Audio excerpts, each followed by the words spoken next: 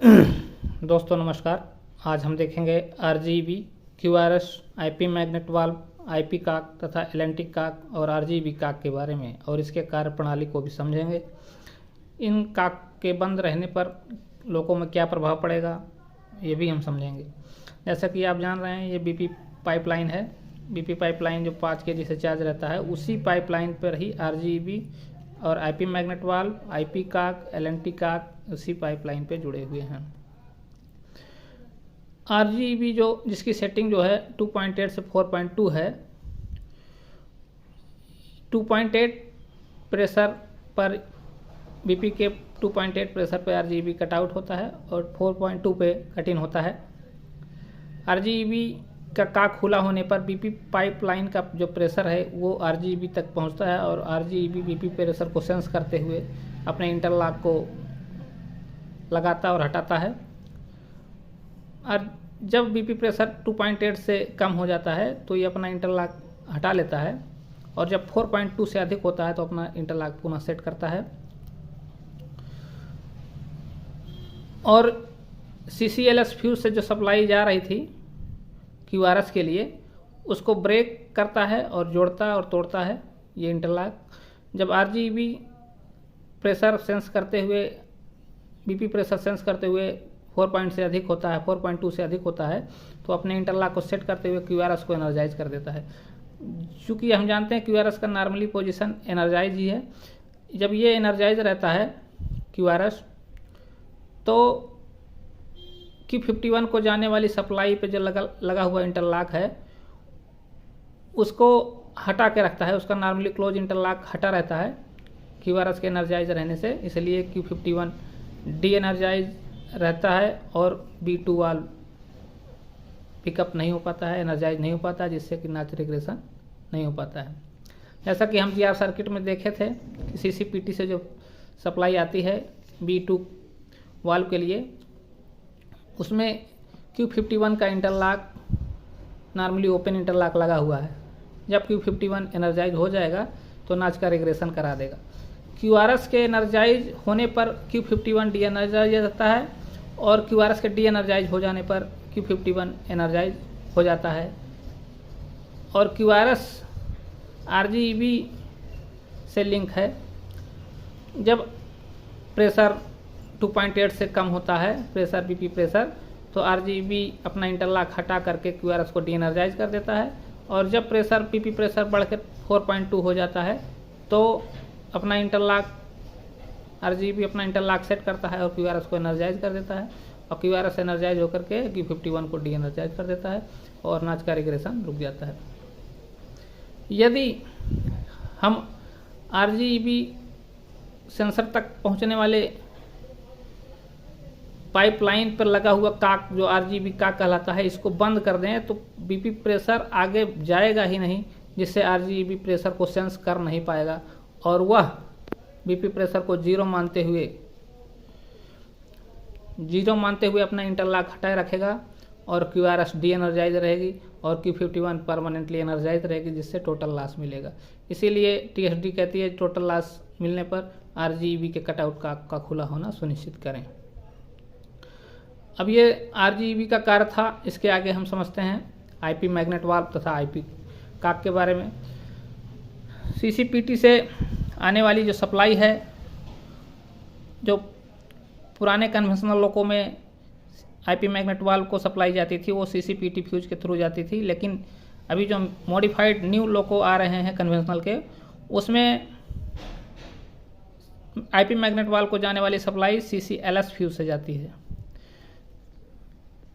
तो उसमें जब ट्रैक्शन पोजीशन में जब लोको ट्रैक्शन पोजीशन में रहता है CTF तो इस इंटरलॉक के थ्रू इस रास्ते के थ्रू जो है आपका IP मैग्नेट वाल्व एनर्जाइज रहता है और जब ब्रेकिंग पोजीशन में रहता है तो CTF के ब्रेकिंग पोजीशन पर रहने पे ये इंटरलॉक हटा रहता है और इसके through IP magnet valve energize रहता है। CCPT फ्यूज पुराने लोगों में या मॉडिफाइड में CCLS के फ्यूज मेल्ट होने पर IP magnet valve de energize हो जाएगा, जिससे प्रेशर BP प्रेशर ड्रॉप होगा। या जो BPMS स्विच को दबाने पर QMS रिले एनर्जाइज होगी और QMS रिले एनर्जाइज होकर के अपना नॉर्मली क्लोज इंटरलॉक हटा लेगा इस रास्ते से, जिससे बैटरी की सप्लाई IP मैग्नेट वाल्व तक नहीं पहुंच पाएगी, जिससे IP मैग्नेट वाल्व डीएनर्जाइज होकर के BP प्रेशर को गिरा देगा। या BCD अप्लाई होने पर BCD का रिले जो QBCD है उसका नॉर्मली क्लोज इंटरलॉक जो यहाँ पे दिख रहा है आपको, वो अपने स्थान से हट जाएगा और इस रास्ते में ब्रेक पैदा करेगा, जिससे बैटरी की सप्लाई IP मैग्नेट वाल्व तक नहीं पहुँचेगी और BP प्रेशर ड्रॉप हो जाएगा। अब बात आता है जैसे कि हम CTF को ब्रेकिंग पोजीशन में सेट किए हुए हैं, उस समय OHE चली जाए या DJ ट्रिप हो जाए, जिससे Q30 डी एनर्जाइज हो जाएगी और Q30 के डी एनर्जाइज हो जाने से इसका नॉर्मली Q30 का नॉर्मली ओपन इंटरलॉक अपने स्थान से हट जाएगा और ये सप्लाई के रास्ते में ब्रेक पैदा करेगी। IP मैग्नेट वाल्व को जाने वाली सप्लाई के रास्ते में ब्रेक पैदा कर देगी और IP magnet valve de energize होकर के BP प्रेशर को ड्रॉप करा देगी। IP मैग्नेट वाल्व के आगे एक बेंट होल रहता है, इसके डी एनर्जाइज होने पर ये बेंट होल BP प्रेशर को गिरा देता है और जब IP मैग्नेट वाल्व एनर्जाइज हो जाता है तो ये इस बेंट होल के रास्ते को बंद कर देता है, इसलिए BP प्रेशर गिरने नहीं पाता है। अब समझते हैं IP मैग्नेट वाल्व का के आगे जो लगा काक है, IP काक, इसका कार्य क्या है। जैसे हमें कुछ ऐसी परिस्थितियां होती हैं जिसमें IP मैग्नेट वाल्व के डी एनर्जाइज होने के बावजूद भी हमको BP प्रेशर को नहीं गिरने देना है, उस परिस्थिति में हमको IP काक को बंद करना होता है।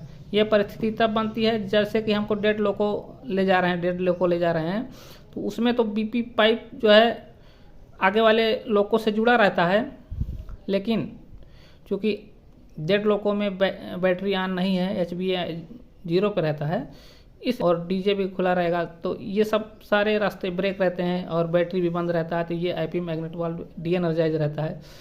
तो BP प्रेशर तो अगले लोको से चार्ज हो रहा है, तो ये रास्ता अगर खुला रहेगा तो पीछे डेड लोको का से IP मैग्नेट वाल्व से पूरा प्रेशर ड्रॉप होता रहेगा, इसलिए डेड लोको में IP मैग्नेट वाल्व को के काक को बंद कराते हैं।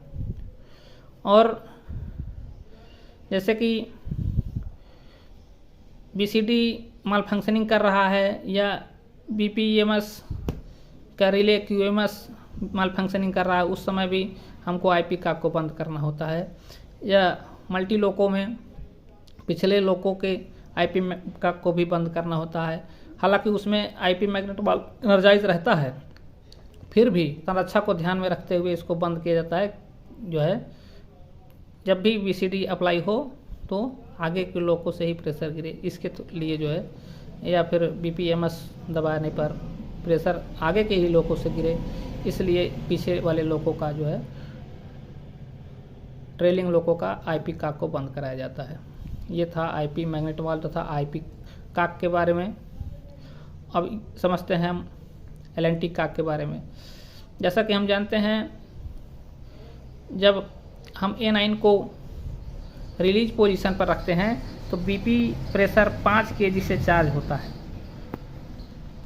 A9 पर आया हुआ MR4 का जो प्रेशर है, MR4 का प्रेशर A9 के रिलीज पोजीशन पर रखने पर 5 kg में कन्वर्ट होकर के रिड्यूस होकर के MU2B को जाता है और MU2B के दूसरे पोर्ट से ही उतना ही pressure additional C2 relay valve के पोर्ट पर जाता है और एडिशनल C2 रिले वाल्व के उस पोर्ट पर जितना प्रेशर जाता है, ठीक उतना ही प्रेशर MR3 से एडिशनल C2 रिले वाल्व के दूसरे पोर्ट से होता हुआ ये इस रास्ते से BP पाइपलाइन को चार्ज करने के लिए जाता है।